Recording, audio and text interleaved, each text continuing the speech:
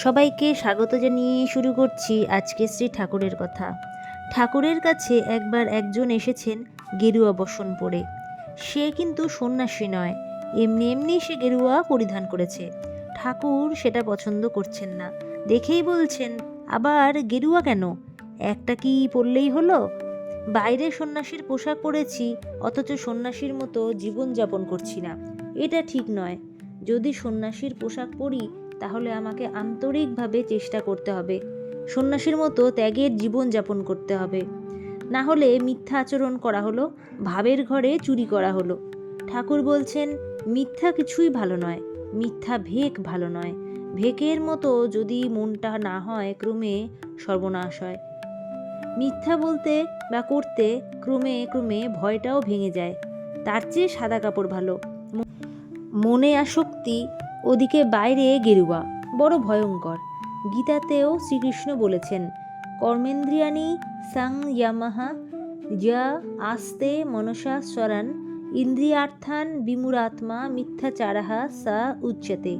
আমি বাইরে ত্যাগব্রত নিয়েছি, স্থূলভাবে কোনো কিছু ভোগ করছি না, কিন্তু মনে মনে সেই সব নিয়ে চিন্তা করছি।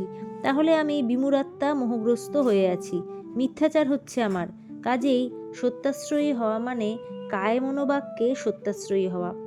একটা আদর্শকে আমি অনুসরণ করব বলে ঠিক করেছি, সর্বতোভাবে সেই আদর্শকে ধরে থাকব।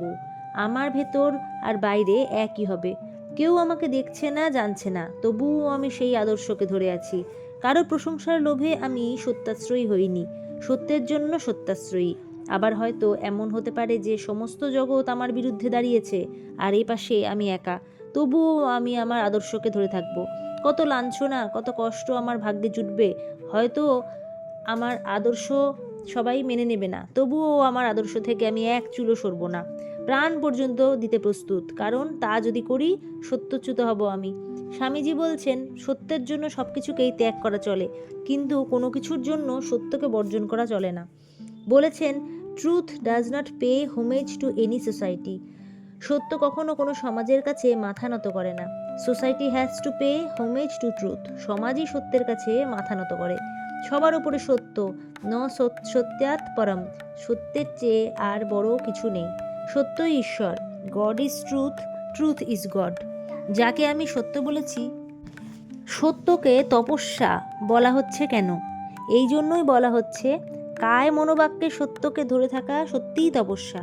সেই তপস্যা যে করতে পারে, সেই ঈশ্বর লাভ করে বা আত্মোপলব্ধি করে। ঠাকুরের জীবনে এবার দেখা যাক কিভাবে তিনি তার কথা ধরে রাখতেন, সত্যকে সবার উপরে কিভাবে তিনি স্থান দিচ্ছেন। হয়তো কোনো সময় ভুল করে বলে ফেলেছেন, এটা করব, যেমন করেই হোক তাকে সেটা করতেই হবে। যদু মল্লিকের বাগানে যাবেন বলেছেন, সারাদিনের ভিড়ে সে কথা ভুলে গেছেন। যখন মনে পড়ল তখন অনেক রাত, তখন আর সেখানে যাবার প্রশ্নই ওঠে না। কিন্তু ঠাকুর চললেন হৃদয়কে নিয়ে। হেঁটে গেলেন ওই রাত্রিরে, গিয়ে দেখেন তাদের বাড়ির সদর দরজা বন্ধ, সবাই ঘুমুচ্ছে। তখন দরজার ফাঁক দিয়ে পাটা একটু গলিয়ে মাটিতে ঠেকিয়ে 3বার বললেন, আমি এসেছি, আমি এসেছি, আমি এসেছি। তারপর তার শান্তি হলো। কথা রাখতে হবে, কথা রাখলেন। কেউ যদি কোনো একটা কথা দিয়ে সেটা রাখতে ভুলে যেত, তাহলে তিনি বিরক্ত হতেন। একবার শিবনাথ শাস্ত্রী ঠাকুরকে বলেছিলেন, একদিন আপনার ওখানে যাব, অর্থাৎ দক্ষিণেশ্বরে যাবেন। তারপর ভুলে গেছেন সে কথা, যাননি। আমরা তো এরকম কতই করে থাকি, কিন্তু ঠাকুর সেটাকে ভালোভাবে নিচ্ছেন না। বলছেন, শিবনাথের এটা ঠিক না। এদিকে কিন্তু প্রশংসা করছেন শিবনাথ শাস্ত্রীর। শিবনাথকে দেখলে আমার বড় আনন্দ হয়, যেন ভক্তিরসে ডুবে আছে।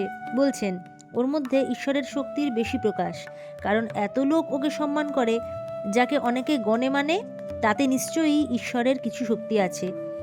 এরই সাথে এরই সাথে সাথে কিন্তু আবার বলছেন, তবে শিবনাথের একটা ভারী দোষ আছে, কথা আর ঠিক নাই। আমাকে বলেছিল যে একবার ওখানে মানে দক্ষিণেশ্বরের কালীবাড়িতে যাবে, কিন্তু যায় নাই, আর কোনো খবরও পাঠায় নাই। ওটা ভালো নয়। তারপরেই বলছেন, আসল কথা এইরকম আছে যে সত্য কথাই কলির তপস্যা। আগে দেখেছি উপনিষদ বলছে সত্যরূপ তপস্যা করতে, এখানে ঠাকুরও ঠিক সেই কথাই বলছেন। সত্যকে আঁট করে ধরে থাকলে ভগবান লাভ হয়, সত্যে আঁট না থাকলে ক্রমে ক্রমে সব নষ্ট হয়। একটা কথা আমরা সবাই শুনে থাকি, সত্যমেব জয়তে নানৃতম। একমাত্র সত্যই জয়লাভ করে, যা অনৃত অর্থাৎ মিথ্যা তার কখনো জয় হয় না।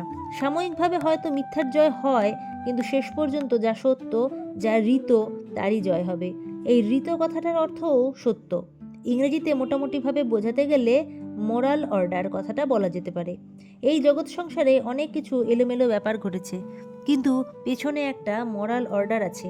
আমি বিশ্বাস না করতে পারি যে দেবতা আছেন বা ঈশ্বর আছেন, কিন্তু এটা অনেক সময় বিশ্বাস করতে বাধ্য হই যে সব কিছুর পেছনে এমন একটা কিছু আছে যা এই সব কিছুর চেয়ে শক্তিমান, এ সব কিছুকে যা নিয়ন্ত্রণ করছে।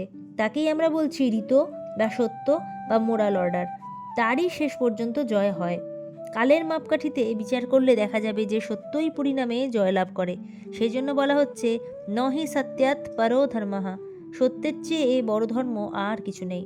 ন পাপো মনৃতাৎ পরম, মিথ্যার চেয়ে বড় পাপও আর কিছু নেই। সবচেয়ে বড় ধর্ম সত্য।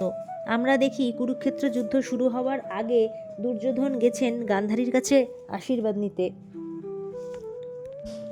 দুর্যোধন তো তার পুত্র, তিনি বলতে পারতেন তোমার জয় হোক, তা বলছেন না তিনি। গান্ধারী আশীর্বাদ করছেন ইয়ত ধর্মস্তত জয়ঃ, ধর্মের জয় হোক। সে কোন ধর্ম? সত্যরূপ ধর্ম। সত্যকে যে পক্ষ করে আছে তারই জয় হবে, সেই আশীর্বাদ করেছেন গান্ধারী। পাণ্ডবদের জয় হয়েছিল কুরুক্ষেত্র যুদ্ধে, কারণ সর্বদা তারা সত্যকে ধরেছিলেন।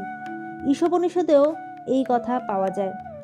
সত্যের মুখ ঢাকা রয়েছে, সত্য আবৃত হয়ে রয়েছে, তাই সূর্যের কাছে প্রার্থনা করা হচ্ছে, হে জগৎ পরিবেশক সূর্য, তুমি দয়া করে এই আবরণ সরিয়ে নাও। এই যে জ্যোতির্ময় পাত্র দিয়ে সত্যকে ঢেকে রেখেছ, তা সরিয়ে নাও। এই পাত্রটা কি?